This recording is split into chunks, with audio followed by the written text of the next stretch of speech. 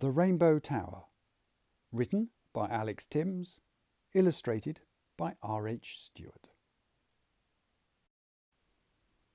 Episode 17. Green.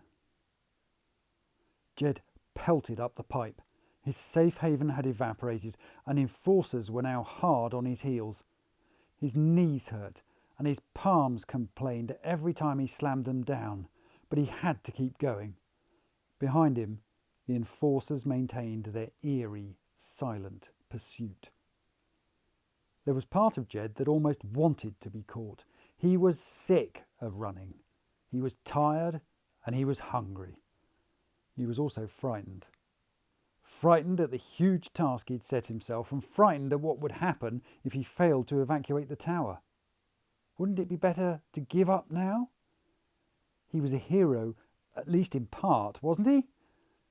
One who had tried and failed? He'd earned some rest, surely. The green glow at the top of the pipe as he rounded a bend banished these thoughts. The colour spurred him on. There was a chance of escape after all, and if it really was green, then maybe anything was possible. On and on Jed scrambled. At last he shoved himself out the opening, only for his hands to slip away and for him to smash flat on his face. Green slime covered him as he slid along a rubber mat. He tried to stand, but before he could find a grip with his feet, hands were all over him. Blue-gloved hands. The enforcers hauled him upright. Jed tried to fight, but he could do nothing against the silent, iron grip holding him. Jed shouted and yelled for someone, anyone, to come and help as the enforcers began to drag him back towards the pipe. As Jed fought and failed, he looked wildly around. He was in the middle of a huge drained pond. All around the edge were more plants and trees than Jed would ever have imagined possible. Then he saw the plants moving. Was help coming? Would these be guards like Silas? Then his heart sank. The figure that emerged from the undergrowth was wearing a green cape and goggles with a large plastic tank on their back. Jed despaired. Enforcers must have taken over Green too. He hung his head.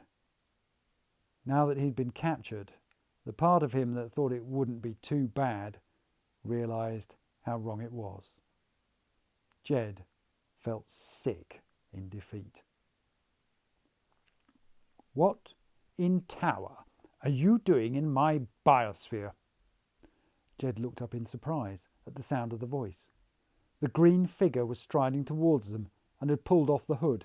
A stern woman, her hair pulled back in a severe ponytail, now addressed them. There was fury in her eyes. "And what have you done with my water?" The enforcers didn't reply, but continued to pull Jed backwards. "I asked," the woman began. I can tell you," Jed shouted. "I know." The blow came from behind. Jed went limp and was only dimly aware of a loud, shrill blast on a whistle. It should have been deafening, but for some reason it felt very distant, as were the shouts and the ensuing sounds of a scuffle.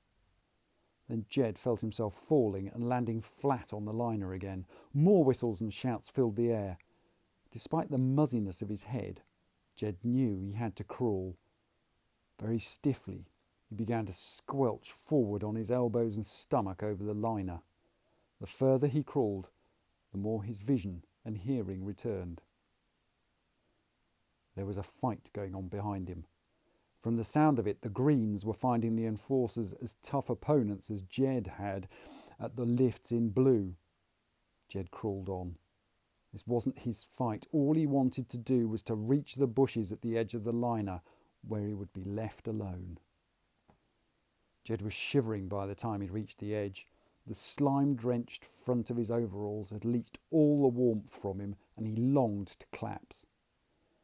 As he drew nearer to the plants, he could see it wasn't the wall of green it appeared from a distance. Different-sized bushes and shrubs were all intermixed, and there were gaps for him to crawl into. Jed headed for the nearest one and fell down on the thick carpet under the plants, closing his eyes in relief. However, as he tried to breathe, he found something tickling his nose, and there were strands of something in his mouth that irritated. Jed tried to wipe whatever it was away, but this only made it worse, for the irritating stuff was all over his arms and hands, stuck to the slime and mucus covering him. He held up his fingers, struggling to focus on them. At last, he made sense of what it was. His hands were covered in hair. Jed sat up in horror, trying to spit the fibres out of his mouth. All under the plants was a blanket of human hair, and he knew exactly where it had come from. He frantically tried to brush it off, disgusted that he should be covered in it, only to stop and stare. Snaking around him were tiny plastic pipes, each flowing to the food-producing crops, and coursing along these pipes was the bile-coloured liquid. The nutrients from those people recycled in blue were being used as fertiliser to grow more food. Jed knew you had to be careful with food. Trevor had been most insistent that paper and card with certain inks on it were never put in the piles destined for food packaging due to possible contamination. Surely this was worse. Surely they knew the risks. He staggered to his feet and whirled round. He had to warn someone, tell them what was happening. Jed blundered back through the plants towards the drained pond. The woman with the ponytail, but she acted like she was in charge, maybe he could warn her. He emerged to find himself face to face with a short, angry-looking man in green overalls. "Thought you could run away, did you? Get lost in the plants?" And before Jed could answer, the man raised his fist and aimed a punch straight at Jed's face. Thank you very much for listening to The Rainbow Tower. To see more of R H Stewart's excellent artwork, you'll find him on Instagram at roy.hootson.stewart. For Alex Tymms, why not try the novel OutCaste at ao3.com? Or, for something completely different, check out the Amier series on YouTube or at amier.com, also by Alex Tymms.